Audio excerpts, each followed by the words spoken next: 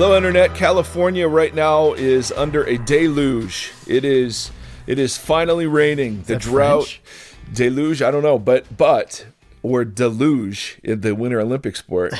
Andy and I are building an ark at the World Vox headquarters in Brea, California, which is amazing. Which also means there's massive genocide coming. Yeah, well, yes, evidently. Welcome, hello to the Vox podcast. If you're new with us, man, we're so glad you're joining us. We are continually amazed by how far and wide you have taken this, and so I was writing some thank yous. We've got to some folks in Hawaii, so we're waiting for the invitation to do a live show in Hawaii, all the way to South Carolina. Some writing in Colorado. I mean, come on, you guys, this is crazy. Yeah, I go to any of those states. Yes, we're in. So want to thank also, we have 72 people supporting the podcast, which is absolutely ridiculous. And that doesn't even count my mom. So that is amazing. And Andy's mom, doesn't even count her. Right. So she signed up 5 times. Yes. So she's a 5-to-1 ratio patron. So thank you for that. If you want to find out more about rewards and all of those sorts of things, go to patreon.com/Vox Podcast. You can also find out more about the podcast at voxpodcast.com if you want to give us feedback. And we have the community podcast at voxoc.com. Holy cow, that's a lot. All right. So today, Andy Bear, I've been saving this for a rainy day. And literally, because this is something that I learned, man, I don't even remember. I was thinking about it yesterday. I don't remember when I got this, but it has been totally helpful in helping people along the way of Jesus. And it was written by a guy named M. Scott Peck. So he was very famous in the, 70s, 80s. Wrote a book called The Road Less Traveled, I think. Not the poem, but I think that was his big one. Wrote a book about evil called People of the Lie, which was ridiculously good. Anyway, Scott Peck was a psychologist, and he identified 4 stages of spiritual development in human beings. They're not specifically Christian; they're human. But I found loads of application of these in the church. So I want to go over the stages, and I'm editing him and interpreting him. And I don't know, I don't know if he'd agree with my interpretation of him. He's no longer with us, so he can't argue. Yeah. But whether or not they're true, they make some interesting conversational points that I thought would be interesting for us to kind of noodle on a little bit. So I'm going to go over, just kind of in a dry, sort of straightforward way, the differences in the titles he gives the 4 stages. And then want to talk about, okay, let's say for the sake of argument, this is true. What are the implications for how we do religious life together? So the first stage, he gives each stage a 2-word title. So with stage 1 is called chaotic and antisocial. Okay, so stage 1 is it's chaotic, because stage 1 people, according to Peck, are governed by their desires. Okay, so there's nothing governing desire. So it's totally chaotic. And it's antisocial in the sense that that loving others at this stage really is just using others. So I'm meeting my own needs through other people. So it's not genuine, selfless love and affection towards somebody else. It's really love of self through others. So that's what he means by antisocial. These people may look loving and even think of themselves as loving, but their relationships are essentially manipulative and self-serving. And there's nothing really that governs them except their will and their desire. So Peck says, we start out here, right? Kids are this way, right? There's no, right? We call it in our kids the wanter. right? The wanter gets fired up, and it's like, Seth is like, Chicky Way, Carl Jr., he'll say he'll just go down this list of fast food restaurants that he wants, and we'll just say, man, his wanter is very active today. Chuck E. Cheese, most of these places he's never even been. He just it's just funny. So Peck says most kids start here. We start here as kids, and he says roughly 20% of people, adults, kind of are in this stage at any one time. Still operate this way. Now, the problem comes when there's some sort of crisis, when will and desire lead you to crash. Okay, so at that point, that's a very painful experience. It could be a divorce, it could be a bankruptcy, it could be any number of factors where you realize you get in touch with ungoverned desire and will inside. Mm-hmm. And in that painful process, you begin the journey to stage 2. I mean, it's kind of like that saying, like, left to my own devices. Like, it's that correct. All my own tools actually destroy me rather than prosper. Yeah. That's right. If nothing governs will outside of self-interest and desire, I'm a mess. I mean, I'm an addict. I'm a whatever. So Peck says, once somebody wakes up to the chaos of their inner life, they begin the process to going to stage 2, which he calls formal and institutional. Now, what he means here is it's formal in the sense that, well, let's start with institutional. It's institutional in the sense that people will turn to something outside of themselves to help them govern their inner world. So they'll go into the military, the government, law enforcement, the church, the structure of a job. They need to turn an AA program. They'll turn to some institutional expression to help them govern inner life. Make sense? So that's what he means. Yeah. And because they want to escape the chaos. They need something to boundary will and desire. So it depends on where they are in the addiction cycle. They may go to an AA program. For a lot of us, in Christian circles, you're talking about Jesus to people and you're like, well, you just have this hole in your heart and nothing will fill that hole except Jesus, kind of thing. And so it's institutional in the sense that you're turning to something bigger. But he calls it's formal, and it's formal. And here he's not meaning versus informal. He means there's an attachment to the forms of the institution. In other words, so he zeroes in on religion in particular. So it's not just the institution that provides relief from the chaos, but it's the forms the institution uses. So the people will become attached to the liturgy, to the styles, to the methods that the institution uses. So this is where you get, in church, the preference wars, whether they're worship wars or ministry preferences. It's like, well, those were the things that helped me out of chaos, and you become attached to them. Mm-hmm. And the longer you're attached, the more unopen you are to experiencing new forms. Oh, yeah. And so he says, so you become attached to the forms of the institution. That's why he calls it formal. It's precisely these forms that are responsible for the liberation from chaos.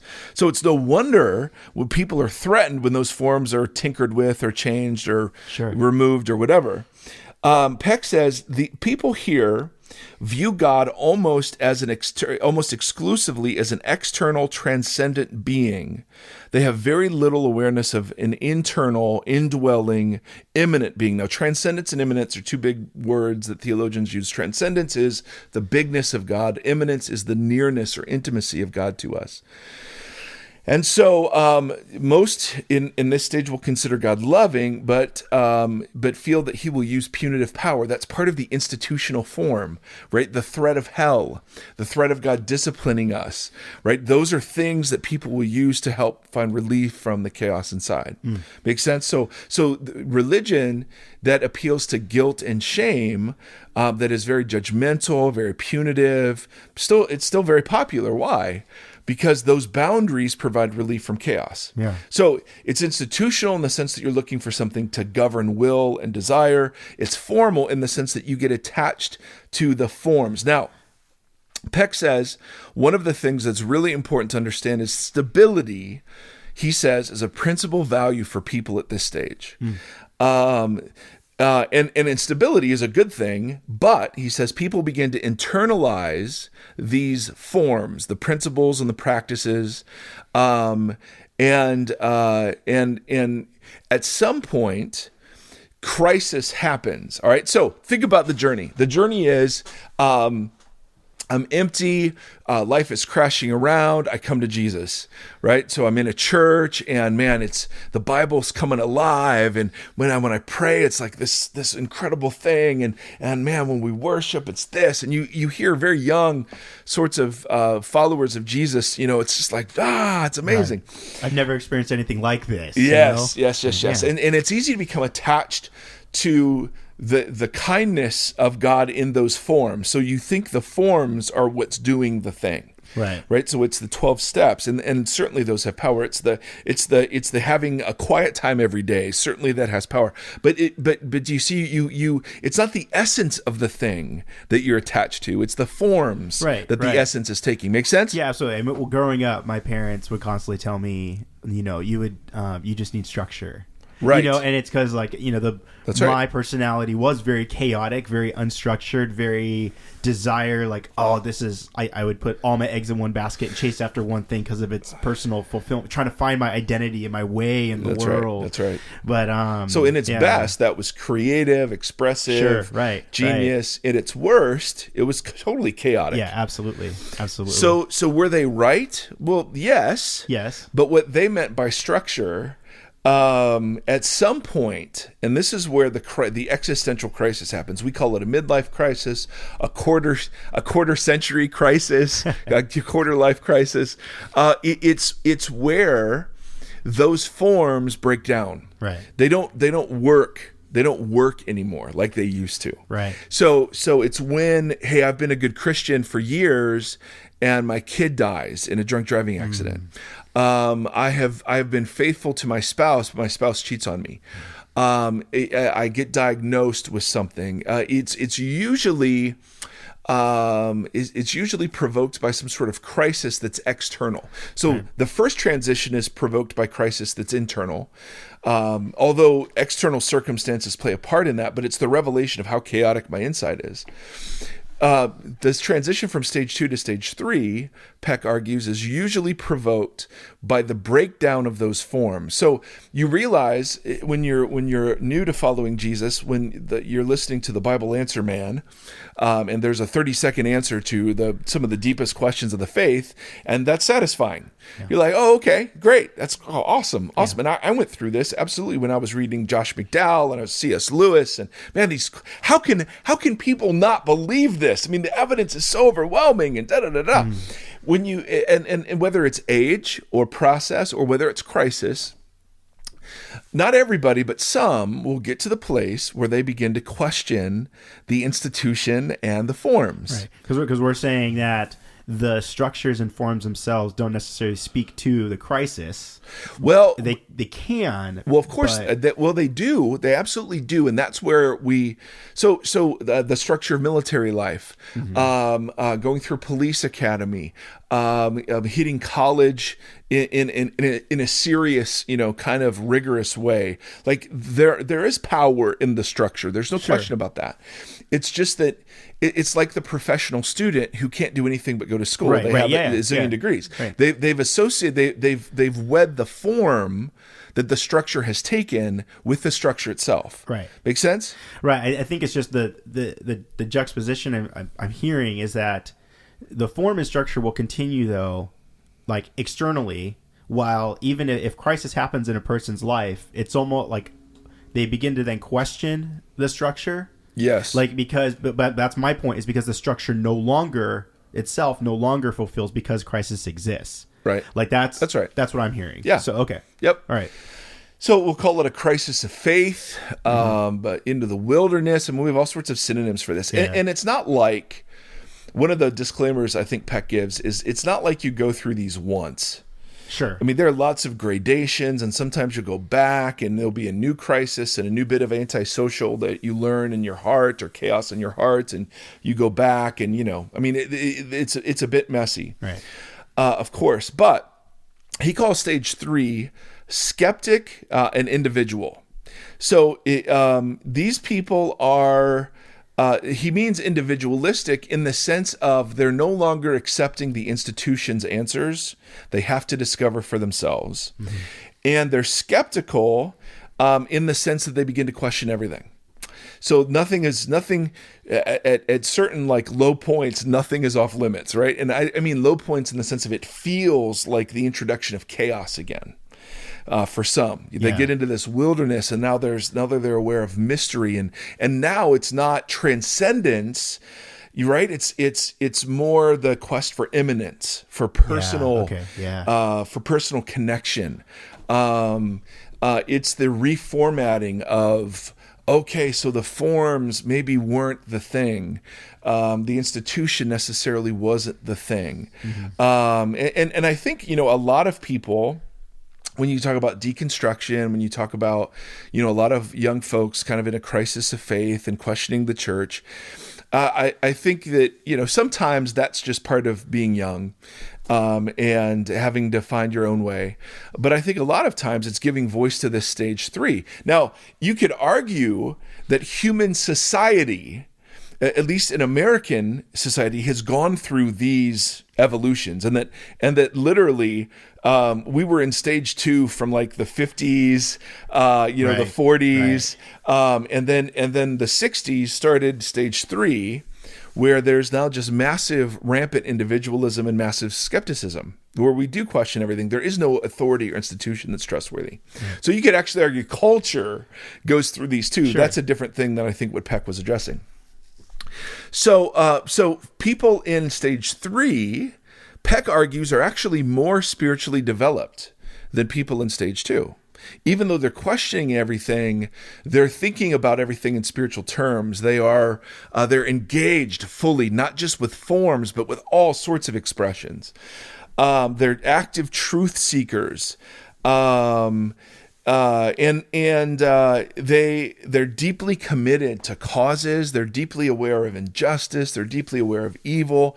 The expression these days is woke, right? Woke. They're woke, and not just to race issues, but to all sorts of things. So he says that at some point, people can just stay in these stages their whole lives, or that you can move through them several times. But at some point, you begin to see that there was actually something to stage 2, but it wasn't the forms, but what was behind the forms, what the forms sort of represented and connected you with. That's right. The issue. So when you're open to that, you begin to transition to stage 4. Stage 4 he calls mystic and communal. So mystics recognize the underlying spirituality and connection of everything. And it also has to do with a comfortability of mystery. So if you journey through stage 3, you begin to realize, okay, man, there aren't really good answers to some of these things, and there really is mystery here. That can provoke a lot of anxiety in some people. But if you stick with it long enough, you get to the place where you're totally comfortable with it, and you look at what you did in stage 2 as totally confining, right. Versus But here's the big point. All right, let me finish the description, and then he makes a gigantic point that totally helped me see spiritual growth. He says, mysticism also has to do with mystery. Mystics acknowledge the enormity of the unknown, but instead of being frightened or worried about it, they seek to penetrate deeper into it and that they may understand more. There's a humility here that isn't always present in stage 2. Right. Make sense? Yeah. Stage 2 absolutely. Is, yes, this is obvious. Why don't people see this? Right. Stage 4, it's like, no, I can understand. The love of mystery for the mystics is really in stark contrast to those people in stage 2 who need simple, clear-cut, dogmatic structures and have little taste for the unknown and the unknowable.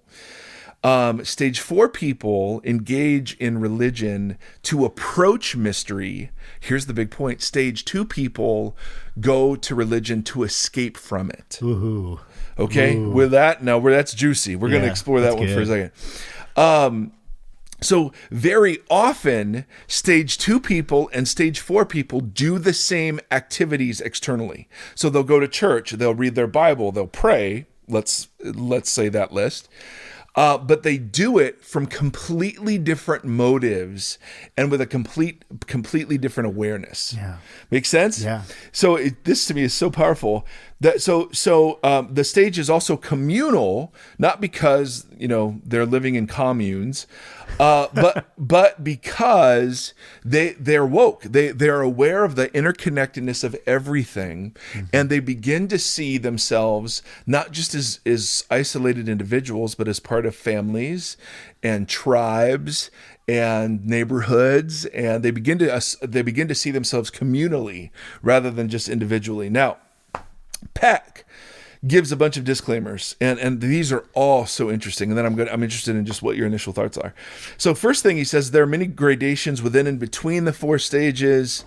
So if you're in stage 2 for a while, and then you move to stage 3, well, the stage 2 people are going to judge you very often as somebody who's backsliding or somebody who is, you've left the faith because now you're questioning because you're moving outside the structure that's defined the thing. Yep. And this is such a big point. There exists a sense of threat among people in the different stages. So usually we're threatened by the people in the stages above us. Okay, so stage 1 are threatened by just about everything and everyone, although they may look great on the outside. Stage 2 people view stage 1 people as sinners, but they're very much threatened by stage 3 people who are the skeptics. Yeah. And they're threatened by the stage 4 people who seem to believe in the same sorts of things they do, but they believe in them with a freedom they find absolutely terrifying. Yeah. Stage 3 people are intimidated by the stage 4 people who are open, thoughtful, and skeptical, but who have bought in to the Jesus stuff even in the midst of their openness and skepticism. Yeah. Right. So another disclaimer is when someone will say, like, I've accepted Jesus or Jesus is my savior, somebody in stage 2 will say that and means something completely different than somebody in stage 4 who will say the same thing, but will come at it from a completely different perspective. We also retain parts of the previous stages that we've come. So I will always have preferences about the certain things that God has used to rescue me. Yeah. Right. So I love study. That was the thing. Out of stage 2, out of stage 3, I love encountering other points of view and thinking through them and wrestling with them. I'm not threatened by that in the way that maybe I used to be. Right. I'm okay being wrong in ways maybe I never was before. And then people will ask, when I've shared this before, people will say, well, how do I move between the stages? And you're like, well, that's the point. You don't. You can't. It's like let me give you the formula for falling in love. I mean, there's no steps. Right. It's this. More of a spectrum where different aspects are kind of wider, deeper in different points of life because certain memories are influencing certain things in the current, etc. Yes. Right. So think about, for me, this explains and again, whether or not he's right or wrong, whether he's framed it well, that to me isn't as interesting as the question of, okay, let's say for the sake of argument that's right. Yeah. I love some of the things that that the stages are threatening to each other. I think that's really a big deal. That's super fascinating. And that often spiritual maturity will look the same as spiritual immaturity on the outside. So spiritual immaturity could look like, well, I got to have a quiet time. I have to do my religious checklist every day. Spiritual maturity may look like that, but there's something behind it in terms of a freedom, a joy, a gratitude, an intimacy that is completely different from what's going on in stage 2. And so here's how I apply this, at least for me. I mean, as somebody who speaks to a community where you have all of these people, I always try in every teaching to have something for each of these folks. So stage, that's good, man. So stage 1 people, I always try to present the beauty of following of Jesus in ways that are contrasted with. So there's a cost of discipleship, right? There's a cost of following Jesus, but there's also a cost to not following Jesus. And so, is there a cost to generosity? Sure. But there's a bigger cost to greed. There's a cost to purity, sure, but there's a bigger cost to impurity. There's a cost to humility, but there's a bigger cost to pride, right? So subtle ways you're presenting not the forms of Jesus, but the person of Jesus as and following him. Not just Jesus comes in and fills a hole in your heart, but it's orienting your life around the teachings, example, and presence of Jesus. Yes, that takes us from antisocial and chaotic. That he's in a sense, the introduction of him into life begins to order and prioritize and change. So for stage 1 people, I always want to be careful to not attach them to forms, but to, as much as you can, the person of Christ. Now, obviously, to do that, you use forms. So reading the Bible, of course, and engaging with the community and learning to pray. And because you're introducing form as somewhat of that next step of solution to the chaos. Correct. Like that becomes a natural next step of like, my life is so chaotic. So what can I do to begin to bring things into alignment? Yes. And that's based on everything you just explained. It's like you couldn't almost take that person in chaos and suddenly introduce skepticism and doubt. Right. Because it just becomes another spiral of chaos. Right. They can't, there's no boundaries, no fences, nothing they can grab onto at least. That's right. Yeah. So they need handles. Right. Thank you. That's the word I'm looking for. No, absolutely. And I have love handles, so that helps. No, they, and there has to be a very deep kindness and tenderness Jesus would have towards these people that we have to embody. Stage 2 people are the legalists and the Pharisees. If you're not careful, there can be beautiful stage 2 people, but very often, like I think of a young lady once who confronted me after a sermon as I was presenting the message of Jesus, and she said, "Well, you didn't say the word sin." And she was upset that I did not say the word sin. Now, I most likely use words like fallenness and darkness and brokenness. Right. Sure. I mean, yeah. But because I didn't say that word specifically, it didn't count. Now that's a classic stage 2. Correct? Yeah, right. It's the formula. Right. You have to pray the prayer. There's no other way to come in to the kingdom other than praying the prayer. Right. Right? I mean, and so it's the person that's continually wanting you to reinforce the boundaries that they've been taught and they find comfort in. Right. And so for stage 2 people, I do want to use certain words because I realize if I don't use those words, they stop listening. And you also realize there has to be an incredible tenderness here. But for me, these are the folks I have the hardest time with. Sure. And these are the folks easiest for me to judge. Yeah. Even though I certainly was one and could be again, because these folks are very judgmental, typically because they found such relief in the institution and in the forms of the institution, it's very hard for me when they're judging the ones and the threes to just sit and go, oh, okay, that's fine. Right. So I struggle most. And if I'm in my worst moments, what I'm trying to do is to dismantle stage 2-ness, right, for them.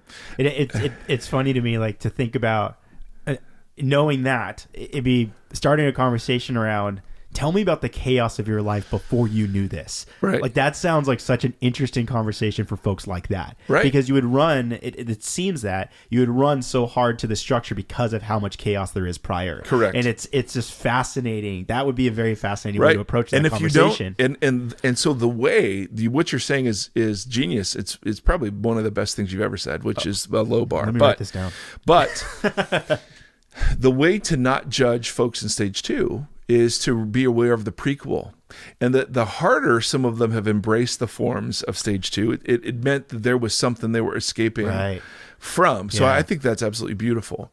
The issue that Peck raises is you just don't want to plateau in one of these for decades. Yeah. You want to keep moving, you want to keep growing, you want to keep learning.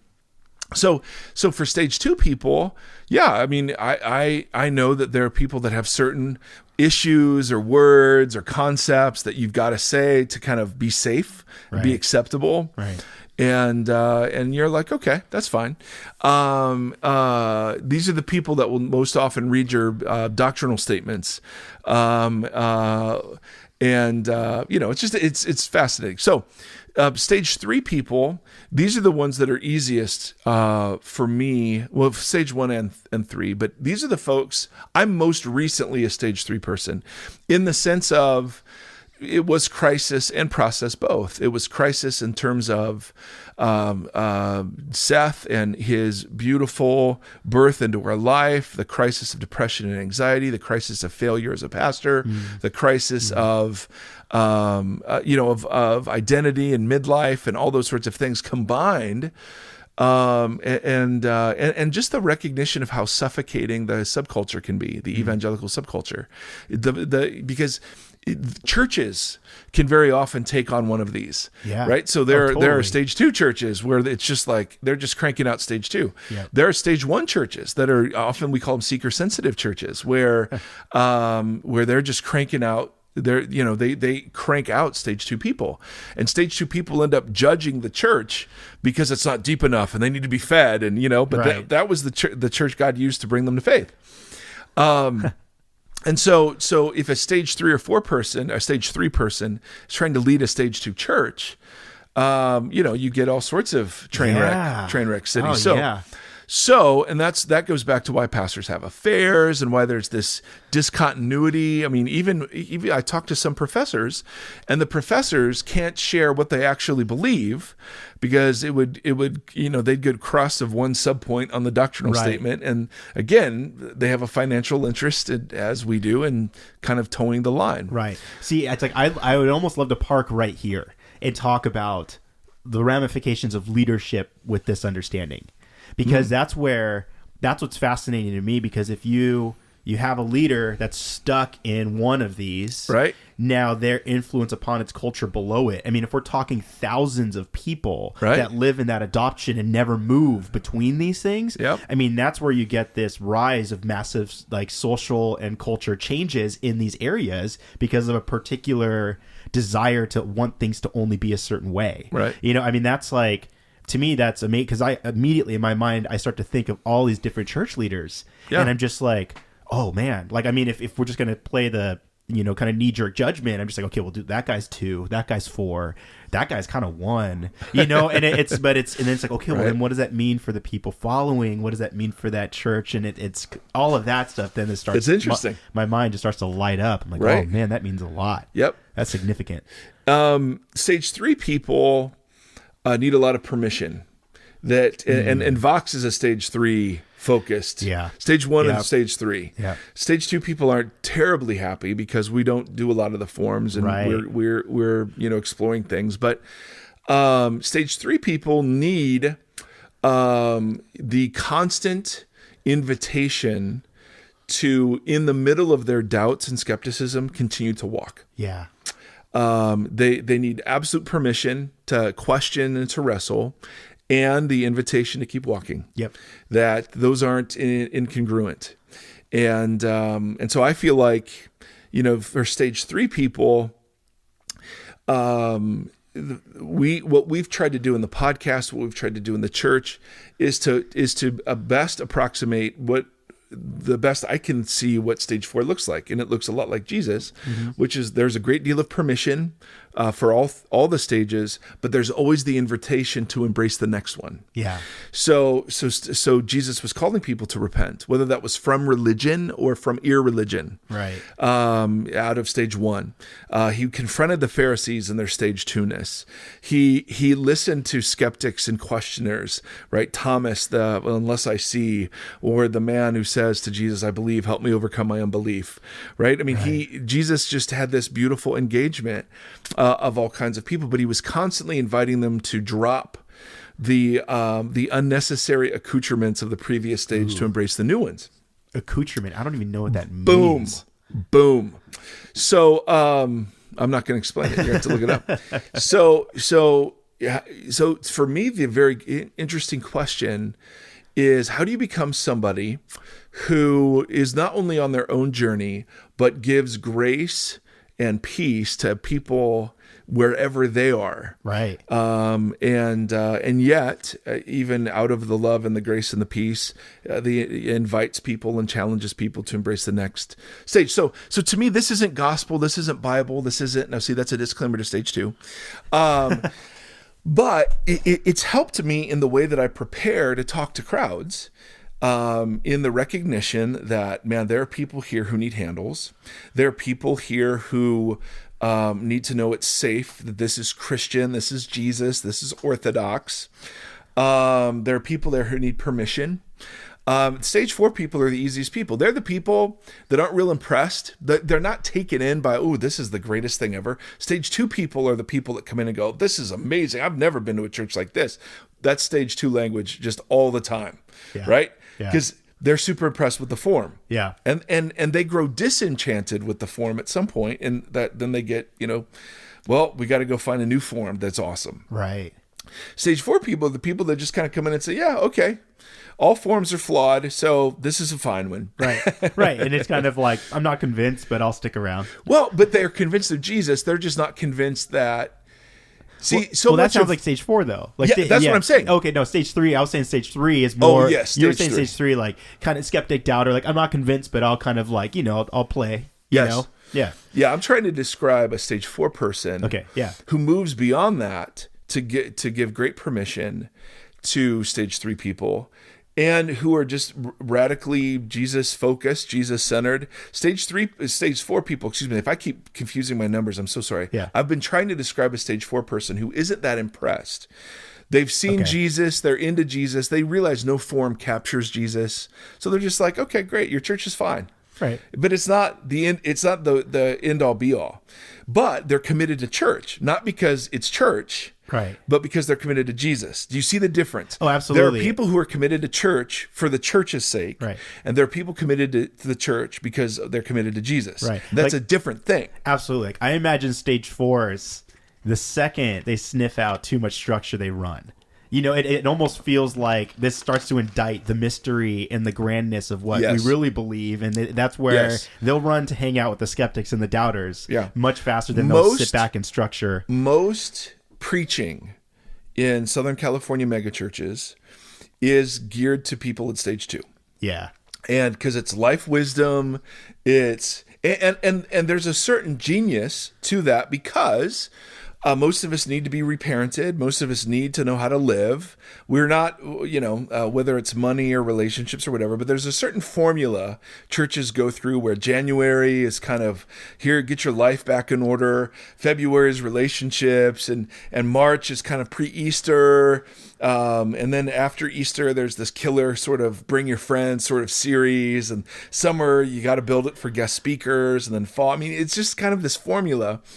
And it's very much built around stage 2. And so a lot of the reason why people church shop is because they've been in a stage 1 church and they want to be fed, or they've been in a stage 2 church and there's no permission to question, or they've been in stage 3 for a long time and they're just excited to find somewhere to be home. Yeah. And it's less important about the specifics as it is just, we want to call someplace home. Yeah. They're exhausted from wandering and asking so many questions, and finally finding a place where those questions have permission, but it's not like they're not feeling the tension of living under judgment within this pre-existing structure. So you'll say, hey, we'll say, well, hey, how'd you come to Vox? And people's answers will tell you what stage they're in. And again, this isn't a judgment in any way, shape, or form. And these aren't bad. So Peck's point is, these are. It's like saying adolescence is bad or being a toddler is bad. No, these are just the stages. There's no judgment about the insecurity of people in the stages creates the judgment. But stage 4 people are aware there's no judgment between these. Right. It's just some people are infants in the faith and some people are mature in the faith. Paul uses this language all over the place. And part of the maturity in the faith is the recognition that you're not mature in the faith, right? And that you're the biggest sinner in the room. Mm-hmm. And so who are you to judge someone else's servant? Right. according to Paul in Romans 14. So to me, this is a very interesting way of looking. Now, again, all disclaimers apply. I mean, this is not gospel. This is not scripture. This is not whatever. But it's been helpful to me because it allows me to be more gracious than I normally would be to people in other stages. And because my heart is for stage 1 and stage 3 people, to engage with stage 2 people. That's where I bring judgment, and it's just so helpful to realize, no, there's a prequel to that. That I don't know about, and I can just shut my freaking fat trap, right? And be gracious. And so that is beautiful to me. Yeah, the tension I sit in is like I feel like this deep desire to rescue twos. Like, and it's because like it's as you're explaining kind of types, if we're gonna say like for the sake of conversation too, types of churches that exist in this number filter, it's like number 2 socially and economically seems like the easiest to capitalize on. Well, of course, right? Of course. And so, like, why is there such a growth of? But why do millennials? Style? But why do millennials leave? Because they're 3 people. No, absolutely. And culture is moving 3. Right. So 2 churches in a 3 culture, they just just seem out of place. Right. Absolutely. But it's fascinating to me though, because it's like, how do you? And this is some of my entrepreneur business mindset. Like, well, that's always been the struggle. Like, how do you capitalize on skeptics and doubters? You have to do a ton of extra work to convince. Right. And then like your number 4s who are comfortable with the mystery, like they don't hold on to anything for too long because they're living in this more fluid kind of grand ideal. No, that's not true. That's not true. Okay. Everything was beautiful until that last sentence. Okay. 4s hang on, but they do it for different reasons than 2s do. Okay, I can get that. 4s are stable, 4s are anchored, okay, but it's from a completely different place of self. Okay. Does that make sense? No, that makes sense, for sure. And so 3s are the floaters. Yeah, okay. 4s come back, and they're still Jesus people. Right, 'cause they embrace mystery, and they're okay with it, and stable in it, and comfortable in it. Yes. Yeah. And they don't see mystery as juxtaposed to revelation. So for me, I can feel totally comfortable saying, you know what? I am utterly and unbelievably committed to Jesus, and I really don't know a whole heck of a lot, for sure, about a lot of big doctrinal things. Sure. There are hints, and we'll talk about it, we'll study it. But the thing about 4, and again, I'm not saying I'm a 4, I'm a wannabe 4. The thing about 4 is it seems like you're sure about less, but the things you're sure about, you're more sure about. Yep. Because they've been tested now through doubt and pain and crisis. Yeah. Does that make sense? Yes, that totally makes sense. Yeah. So people will man, my whole faith is thrown if Genesis 1 isn't literal. Right. And I'm like, okay. Fine. My faith doesn't rest on that, but I get that. Okay. If the flood was global or local as a central issue, it's like, nah, that's a stage 2 issue. That's not a central issue to the faith, blah, blah, blah. So we're all working out our, spiritual walk with Jesus. And it's just so easy to begin judging. And so the insights I love is that how it's easy it is for people in the different stages to judge each other. The insight that I love is stage 2 people flee mystery. And so they go to Jesus to remove mystery. Stage 4 people go to Jesus because there's mystery. And so I wrote a book called Astonished, and I'm not plugging it, but that was what the book was about. You get to what stage 4 begins to look like, and that Jesus is compelling precisely because the Gospels don't perfectly line up, or because there's so many things left unexplained, or because like it's not dressed up in all the ways you think it would be if it were made up. If you're just inventing stuff, you'd answer all these big questions. Right. The Gospels are messy, they're sloppy, they're embarrassing. There are all sorts of embarrassing details in there, and you're just like, this just feels like something epic that God would do in the midst of human dirt and grime. Oh, okay. So you'd expect it to be dirty, sloppy, and grimy, and beautiful in the midst of that. I mean, that's the incarnation. So I'm just compelled by the insights, not just of the stages, but how the stages interact with each other in faith. Yeah. And so the preaching of mystery which is great news for some, is horrible news for others. Yeah, totally. Yeah. And right? Yeah. And the welcoming of doubt is great news for some and horrible news to others. Right. And you realize, well, that's why we need all these communities of faith, right? Because I know stage 1 churches and pastors who are absolutely incredible. Stage 2 pastors and churches that are absolutely phenomenal. And stage 3, the issue with stage 3 pastors and churches is you have to grab something. And if you stay too long in the doubt and in the angst and in the wilderness, what you end up grabbing is your angst and your doubt. Yeah. You're not, and it's like, that becomes the shield for you. That becomes the anchor. Right. You become your skepticism. You become your skepticism is the anchor. And you're like, I think there's something bigger than that. So all that is to say, Andy, I've been saving this one just because I thought it would be a really interesting conversation for when we weren't in the middle of something thick and heavy. And I'd love to hear our thoughts from the community on this. Is this helpful? Does it describe you? Where do you see us in the midst of this? And how does it help you understand Life Church spiritual growth? I'd love just your thoughts on it. And what were you going to say? It's funny because this answers like a random question this senior in high school kid had in a small group I used to run. And it was because we were talking about this brings so much more articulation to what I could have said at that time, because it was talking about like not understanding levels of faith. It was kind of like, why do people have more faith or less faith? And when Jesus talks about if you have a tiny bit, how much you can do with it. Like, it was kind of like, how do I understand, reaching levels of faith? Like, what does that even look like? Or but it's interesting how it seems like culture externally kind of tends to like influence what that actually looks like. Like this to me brings legs to, I can analyze myself now and look at where is grace and how does faith work itself out? Because why am I doubting or being so skeptical about this thing? Right. Why am I more okay with these kinds of structures and not others? That's right. Like I can embrace mystery and be perfectly fine and I'm stable in it, but yet it seems to lack certain structure that I can't relate with other friends I have. Yeah. So it helps to give myself such a different positioning in my own like friendships and people I'm among and where I am in society. So, no, really I think this is brilliant. One of the ways that it's wrecked me is the realization that there are parts of me that are all the different stages. Yeah. So I have sin issues that are totally stage 1. That you're like, oh my goodness, I can't get this thing under control. Yeah. I've got religious impulses or life impulses that are totally, man, I need governance. I need the structure.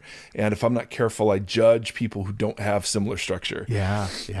I've got places where I'm just in the wilderness, and I've got places where I'm fully at peace. And so you're like, okay. That's really, it's not just 1 or 2 or 3, this discrete sort of movement. There's bits and pieces all over the place. So anyway, it's in that spirit we offer it to you, my brothers and sisters. And so M. Scott Peck, I don't remember what it was. I think it was an article I read this in, but I don't know if that article was taken from one of his books. So all that is to say, we bless you. We're grateful for you. And may the Lord bless you and keep you. May the Lord shine his face upon you and be gracious to you in whatever stage you're in. May the Lord lift up his countenance to you. May he give you peace. Thanks for letting us be a part of your life. And thanks for allowing us to share a part of the journey. So bless you. Till next time, brothers and sisters. Hey, thanks for listening to the Vox Podcast.